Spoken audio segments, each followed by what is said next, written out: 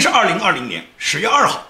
今天的节目是我们大家都在关心的川普总统，他检测这个新冠病毒昨天报告出阳性，也就是川普总统突然报告出他新冠病毒感染上阳性，包括他的夫人第一夫人梅拉利亚，他们夫妇双方都染上了这个阳性。这个新闻就完全是爆炸性新闻，也就是全球都为这一对夫妇他们的这个健康大家在担忧。因为川普总统大家都知道，到了大选白热化，到了大选冲刺的阶段，还剩30来天就要进行大选。在这个时候，川普总统突然他感染上阳性，对美国今年的大选，对美国的未来政治，对全世界的文明走向都有着巨大的影响。所以说，听到这个消息以后呢，可以讲有人欢喜有人忧。作为我建明是一个一向支持川普总统，一向支持美国迈向文明，一向希望美国能够拨乱反正，能够美国今年在大选中川普总统获取胜利，然后调整好美国的政治制度，开始全新的航程，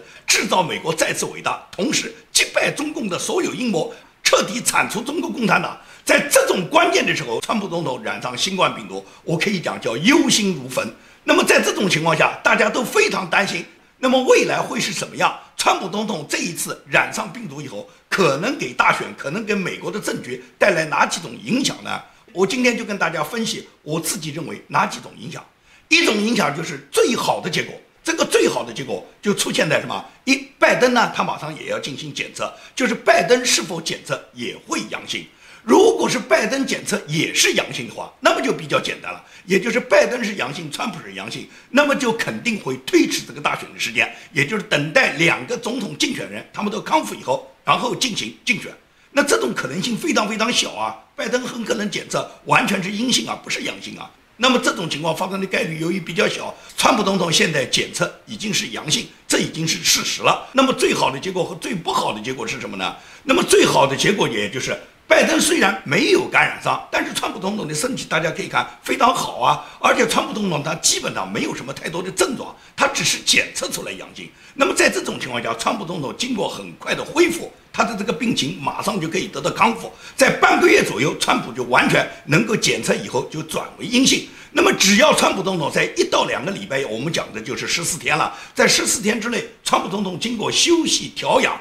然后最终他检测完全转为阴性以后，川普总统重新投入选举工作，无非浪费的就是这前半个月，川普总统不能够再到各地到美国各州进行造势了，然后去争取更多摇摆州的选民了。那么这个工作川普总统不能去做，但是呢，仍然不影响他履职。因为白宫发布了川普总统的医生他的一个报告，这个医生他就说，经过第一时间的检测，总统的身体完全健康，川普总统完全有能力履职。在目前情况下，只要是进行调养以后，川普总统应该很快能够检测为阴性，恢复工作。这是川普总统白宫发出的医疗报告，也就是目前来讲，川普总统没有什么大问题，只是检测出阳性以后，需要他进行休养。因为他70多岁的老人，每天日夜奔波，一天就睡几个小时，可以讲这么几年来他太累了，也让川普总统休息几天。那么经过这几天休息，他仍然可以履行总统的职务，因为这个病情对他根本就不受什么影响。所以说，继续履职的情况下，只要川普总统能够迅速的恢复，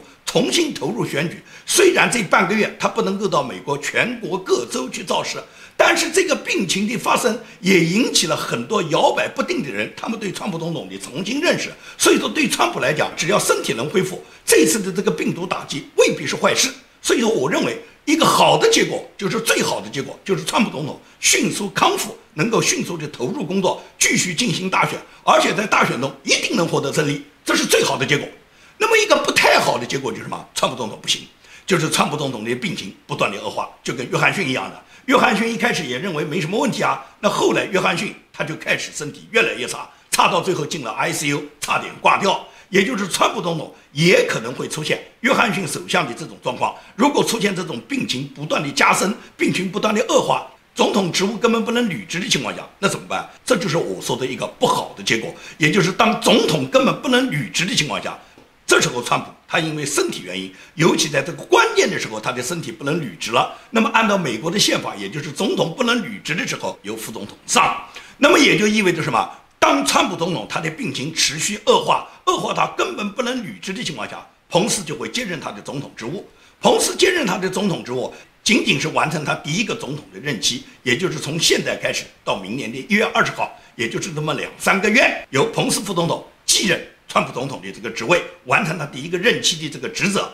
这也就是彭斯作为代总统接任美国总统，然后完成川普总统的第一个任期。那么这种情况下，川普总统就完全出局了。所以这个结果对川普来讲是非常非常恶化的一个结果，也就是川普总统的身体一定要扛得住。当他的身体不行的时候，由副总统来代行他的职务的时候，他已经既不能履行总统的职责，同时他今年大选那基本上就泡汤了。那么在这种情况下，由彭斯代理川普总统的职位，然后彭斯来竞选总统，彭斯再选择一个他的竞选搭档参与今年的大选，彭斯获得胜利，这种可能性也非常大。因为大家把对川普总统的期待全部放在彭斯副总统身上，也就是彭斯副总统如果继承了川普总统余下的任期，并且能表现出他完全能够执行川普总统未来的路线的话，那么彭斯在大选中获得胜利，这种可能性也很大。这是我讲的第二种可能性。那么第三种可能性就非常复杂了，它的复杂在哪里？也就是川普总统也中招了，彭斯副总统也中招了，也就是彭斯如果检测也是阳性的话，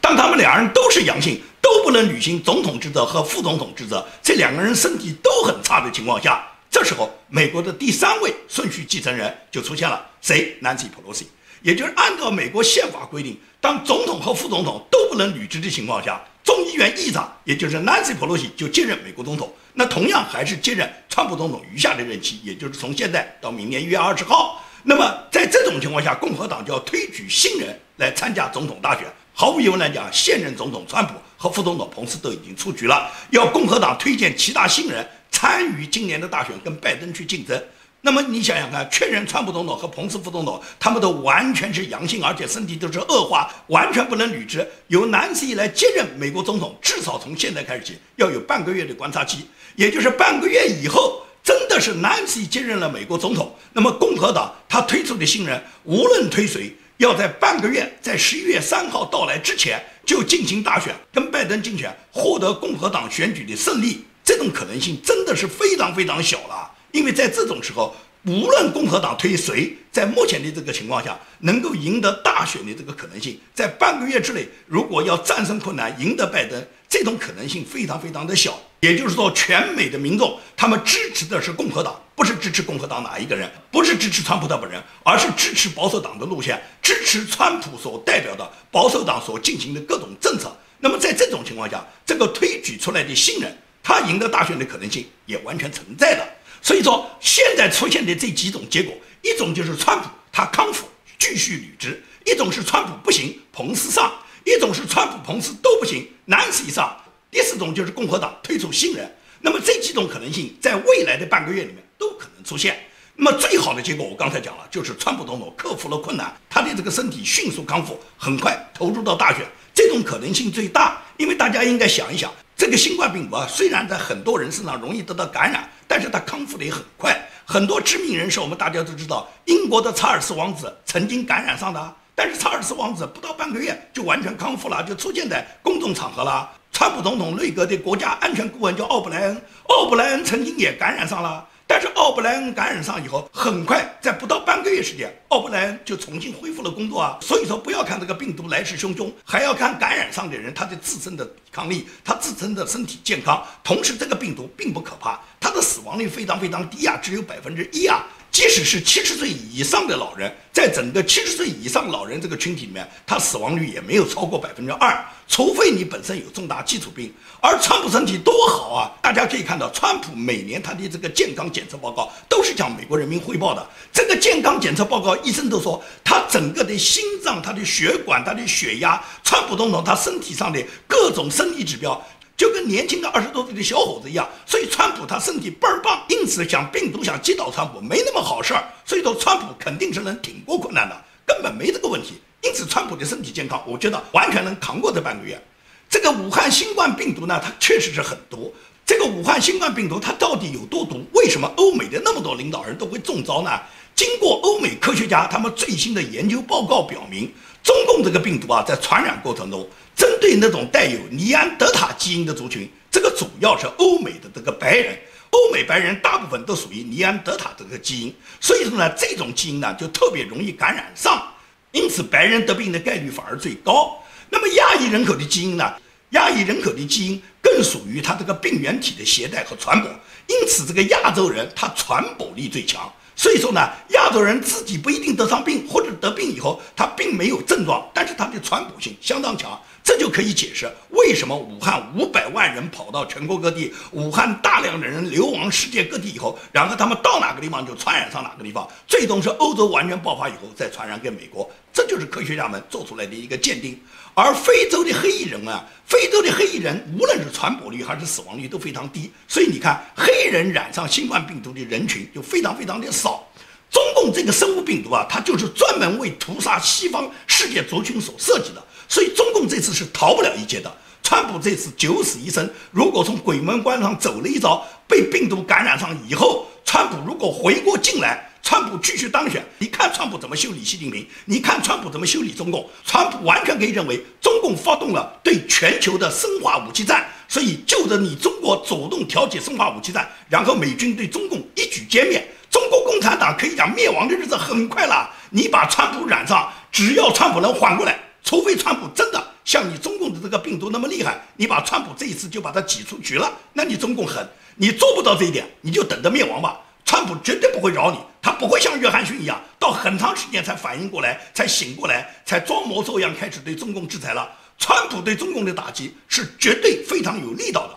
所以说呢，现在呢就看川普的身体恢复的情况。因为今年呢，大家都知道庚子年，庚子年啊，它历来就是大节年。从中美历史上，你看庚子年都发生过很多大事，大家都了解嘛。中国的庚子年，1840年中国是庚子年，当时中国发生了鸦片战争。到1900年也是庚子年，那么这个庚子年，中国发生了义和团的拳乱和八国联军。到了1960年，共产党领导以后，1960年发生了3年大饥荒，中国死亡、饥荒、饿死的人就上千万。这是在中国的几个庚子年。那么美国呢？美国的庚子年，1840年当选的总统叫哈里森，哈里森第2年就因为得了肺炎而去世了。而1900年那个庚子年当选的总统叫麦金莱，和1960年当选的总统叫肯尼迪，他们都在他们的任上遇刺而亡。所以说，对于美国来讲，庚子年也是一个大节年。今年是2020年，又到了庚子年。这个庚子年，中国它向全世界输出了这个新冠病毒。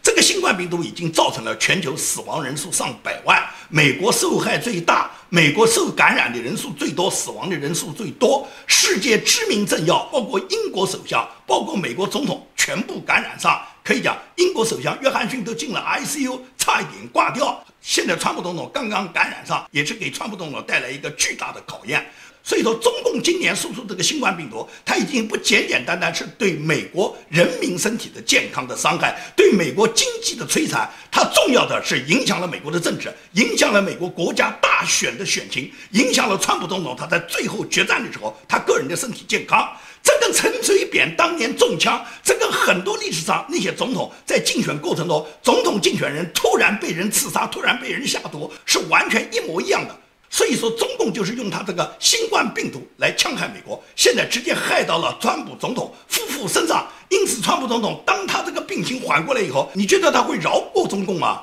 所以呢，中共呢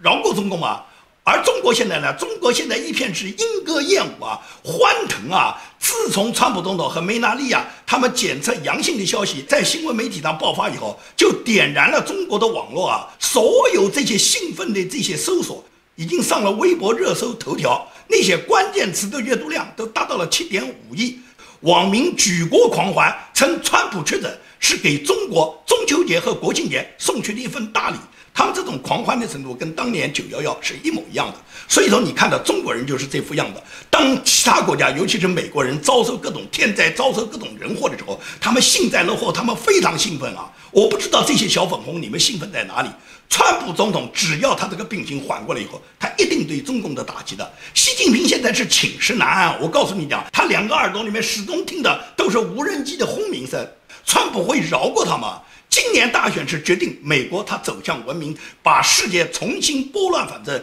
重新回归传统的自由价值观最重要的一个选择。因为拜登如果上台，那么简单一点讲，拜登对美国的治国方略，拜登就是什么？就是加税。拜登如果当选，那么毫无疑问来讲，对美国普通民众就是加税，然后培养仇恨。什么叫培养仇恨？民主党就告诉所有的美国人，现在所有的黑人我们都欠黑人的。现在美国的国家是有罪恶的，这个罪恶就在于我们白人的祖先曾经欺负过人家黑人，然后把人家黑人当到黑奴来歧视，同时这种种族歧视一直延续到今。所以说现在由于我们欠黑人呢，我们现在就要回报黑人，除了给每个黑人要发几十万美金之外，同时呢，黑人在美国进行的各种报复活动，比方说他杀了你们白人，强奸了你们白人，抢劫了你们白人，砸了你们的家，烧了你们的院子，你们应该忍着，因为你们祖先上有罪。所以说拜登培养的是仇恨，培养的是美国的历史上的仇恨，让现在的黑人仇恨白人，让现在美国的白人他们有一种不安全感，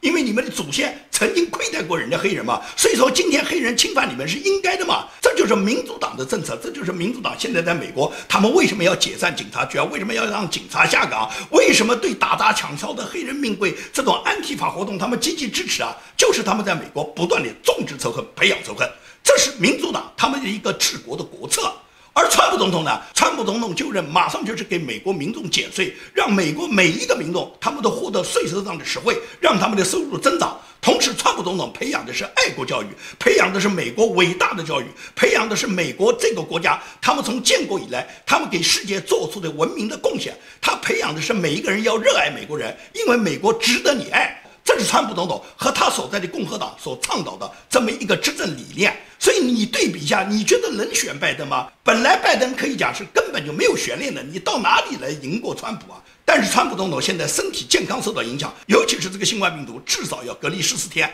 在这个14天过程中，川普总统要经受到健康的严峻考验。我相信川普总统的身体一定能挺过健康这一关，到14天之后检测为阴性，川普总统重新走出来参与竞选，然后在今年大选中获得连任，一举击败民主党，最终拨乱反正，把美国带向再次伟大。所以说我觉得大家不用过分担心，川普总统这次我个人分析叫有惊无险，惊吓是肯定的，因为当这个消息第一时间传播出来以后，很多人都忧心忡忡。作为川普总统，他们夫妇两口子都染上这个新冠病毒，现在被感染上了。他本人也在第一时间发了推特给予确认，也就是毫无疑问来讲，川普总统肯定被惊吓到了。而且这个新冠病毒如果不能够及时的身体得到完全的康复，马上就会影响他下面的大选。也就是说，如果他这个病情不能在半个月，在14天之内得到完全好转，检测为阴性的话，那么下次检测还是阳性的话，那么最终情况就会发生一些很恶劣的变化，也就是总统能不能继续履职呢？如果总统继续履职，那么大选能不能如期参加呢？像他现在这种受到感染，在没有康复的情况下，能不能允许一个没有康复、健康不理想的总统竞选人去竞选呢？所以这一切呢，都是在半个月之后呢才能做出的答案。现在就靠川普总统的身体能够度过这个难关，我相信川普总统一定能度过。你看看那个查尔斯王子，他的年龄一点不比川普小吧？他的身体能比川普总统好吗？他过了半个月都能够康复过来了，更何况川普总统他这个身体是什么身体啊？川普的身体相当好的，因此我觉得川普总统他的抵抗力完全可以扛得住这个病毒的感染。在半个月之后，川普总统的检测很可能就完全恢复阴性，而且甚至都有可能不影响他第二场跟拜登的这个总统辩论。因为第二场的总统辩论就在半个月之后，下个礼拜的总统辩论实际上是在两个副总统竞选人之间展开的，也就是在彭斯副总统和贺锦丽之间展开。他是在犹他州的盐湖城，在10月7号。所以说呢，川普总统很可能在半个月之后，他身体检测直接就是阴性，那么不影响他和拜登他在半个月之后的总统辩论。现在川普总统的身体就决定了美国的政局，决定了共和党的政局，决定了美国大选，决定了美国的世界文明发展方向。可以讲，历史又走到了一个重要的十字路口。我们在历史上我们可以看到，中国啊，每次走到了十字路口的时候呢，中国历朝历代，包括中国共产党也好，过去的民国政府也好，原来的历朝历代的统治者也好，从来都是选择最坏的道路。也就是中国在历史上每次人类要选择文明，选择邪恶，人类要选择前进还是后退的时候，中国总是选择了最差最坏的那条路。也就是我们讲嘛，十字路口有4条路，一条路是最好的路，另外2条是不算太坏的路，只有1条是最差的路。中国总是往最差的路去选择，而美国不同，美国在它的历史关头总是选择了最好的路。只至少也是选择了那个不坏的路，从来没选过最差的路。那么今天美国又到了一个十字路口，你觉得历史会改写吗？川普总统有神的护佑，我相信川普总统是上帝拣选之人，所以说美国一定会选择他最好的道路。那么也就是说，川普总统一定能够迅速的康复，一定能够赢得大选，而且是带领美国，除了制造美国再次伟大之外，一定会修理中共。这一次川普是感觉到了切肤之痛啊，不是嘴巴上说说而已啊，而是病魔直接就打击到他本人和他的太太身上啊，差一点断送了他的前程啊！如果川普总统缓过劲来，你觉得会不消灭中共吗？所以我刚才讲过，习近平和中南海的高层，他们满耳都是无人机的轰鸣声，因为他们现在可以讲叫寝食难安，他们根本就不敢流露出一点他们兴奋的这种状态。他们虽然看到全国民众一片欢腾，他们心里面非常的满意，但是他们知道他们的末日不远了。这就跟日本当年偷袭珍珠港之后一样，当年日本偷袭珍珠港之后，举国欢腾啊，日本人开心啊，所有的日本从天皇到普通的日本国民，人人都认为战胜了美帝国主义，消灭了美帝国主义，把珍珠港炸了个平。唯独制造整个珍珠港战役的行动的总指挥山本56大将，他每天都忧心忡忡，不断地去关心天气预报。他的手下的那些将领都问他，山本君，你究竟为什么那么要关心天气预报呢？这跟天气有什么关系呢？山本56就告诉他们说，天气晴朗的时候，美国人的轰炸机一定会来。那么最终美国人不但是轰炸机来了，美国的原子弹也来了。也就是山本56很清楚，他制造了这场珍珠港战役，他必然他本人要被美国斩杀，他最终就是他的座机被美国击落的嘛。同时整个日本的领土一定受到美国的轰炸和打击。那么最终大家都看到广岛和长崎2颗原子弹在日本爆炸，当时也就是美国报他这个一箭之仇。你觉得习近平今天能跑得掉吗？除了习近平作为制造武汉新冠病毒的魁首，习近平本人很可能是7要3次库的这个结局之外，那些欢腾的小粉红，你们别开心，因为你们今天的笑和你们今天像911那样的欢腾，美国人都给你们记着。到了跟你们算账的时候，你那时候别抵赖，互联网全部是留痕迹的，赖是赖不掉的。互联网是美国人发明的，所以你什么删帖消耗，美国人都会把这个痕迹给你找出来。到了要找你清算的时候，你就别忘了你今天狂妄的叫嚣和狂妄的喧嚣。可以讲，川普总统和梅达利亚他们昨天在检测是阳性这个新闻爆出之后，世界上很多国家的政要跟川普总统非常友好的国家的首脑都纷纷致电川普。印度总理莫迪是第一个在推特上发出推文，关切地问到川普总统的身体，他祝愿川普总统能够迅速地恢复健康，战胜病魔，带领美国走向再次伟大。这是印度总理莫迪作为川普在亚洲的好朋友，第一时间就关注到川普总统的身体。那么同时，台湾总统蔡英文也发出推文，表示台湾人民和川普总统一道，要共度劫难，而且台湾也希望能为美国，能为川普总统做点什么台湾力所能及的事。所以很多国家的首脑，当他们得知川普总统他不幸染上这个疾病，感染为阳性之后，他们都纷纷表达他们的关切。而习近平现在装聋作哑，他发动了国内的这些小粉红，在网络上面拼命的喧嚣，有7.5亿个人次去阅读过这些关键词，很多人在网上讲的那些话，这些话我建议白宫全部把它翻译成英文，要给川普总统看一看，让川普知道，当他的这个身体出现疾病的时候，中国的这些老百姓他们是多么的开心。共产党豢养的这些走狗爪牙，尤其是很多已经渗透到美国内部的这些人，拿到美国的绿卡，享受到美国的高福利，同时在美国诅咒着川普，他们希望川普快点灭亡的这些人，把这些语言通通把它翻译成给川普，让川普知道现在他面对的中共他是多么的邪恶，而铲除中共才能铲除病毒，把中共铲除了，所有在美国中共那些大小的爪牙们，他们纷纷都会被美国歼灭，这些人就是不攻自灭的。全世界所有病毒的来源，所有邪恶的来源就在中国共产党。我相信川普总统在这次渡尽劫波之后，他一定通过他这次的切肤之痛，能够认清习近平和他领导的中国共产党这个政府是没有任何商量和可怜的余地的，只有把他们彻底铲除，只有把他们送进地狱，才能迎来世界文明的重新开启。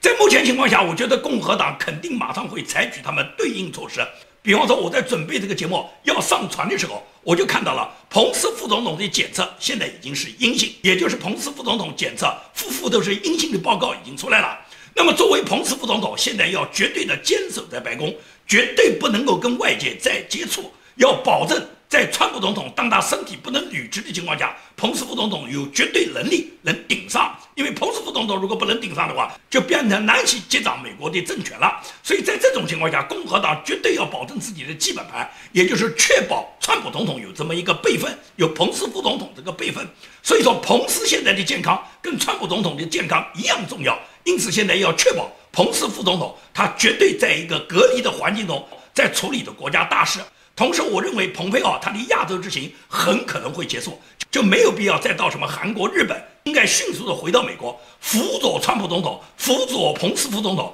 处理美国大小政务，然后让川普总统好好休养。经过14天之后，让川普总统恢复了元气以后，马上再展开大局的选举战。最终，川普总统能够率领的彭斯副总统、国务卿蓬佩奥和所有他的幕僚团队、他的白宫团队一举赢得今年的大选，制造美国的再次伟大，铲除中国，给全世界带来一个文明的民主的中国。